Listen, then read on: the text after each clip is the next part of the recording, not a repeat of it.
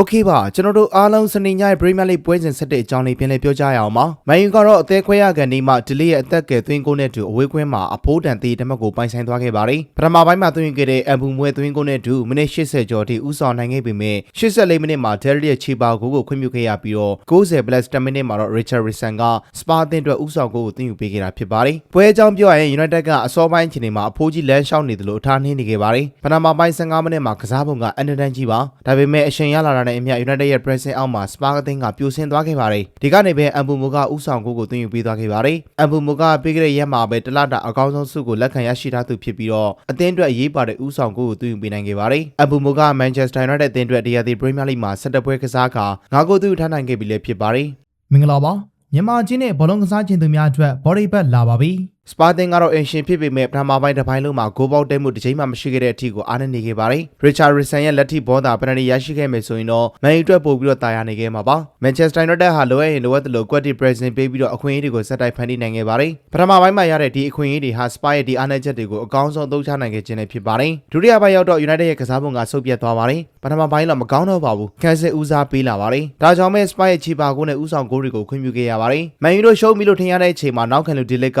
ပွဲမပြီးခင်မန်ယူရှုံးပြီလို့မပြောနဲ့ဆိုတဲ့စကားကိုအသက်ဝင်စေဖို့အဖိုးတန်ချီပါကိုသွင်းယူပေးခဲ့ပါတယ်။ဒီသွင်းကိုကြောင့် Manchester United ဟာအဝေးကွင်းမှာအဖိုးတန်သေတမက်ကိုရရှိခဲ့ပေမဲ့2020နောက်ပိုင်းနိုင်ပွဲမရတဲ့မှတ်တမ်းဆိုးကိုတော့မချေဖြတ်နိုင်ခဲ့ပါဘူး။နှစ်သင်းစလုံးရဲ့စွမ်းဆောင်ရည်အရာကတော့သေတမက်ကထိုက်တန်တယ်လို့ဆိုရမှာဖြစ်ပါတယ်။တကယ်တော့ဒီလီကြီးကဲလို့သာမရှုံးခဲ့ရတာပါ။ Nottingham Forest နဲ့ပွဲကားလိုမျိုး2မှတ်စီ Manchester United သင်းကဆုံးရှုံးခဲ့ရတာကလည်းနှမျောစရာပါပဲ။ Sesko ကလည်းအခုချိန်ထိအားကိုးလို့မရနိုင်သေးတာကလည်းစိတ်ပျက်စရာဖြစ်နေမှာပါ။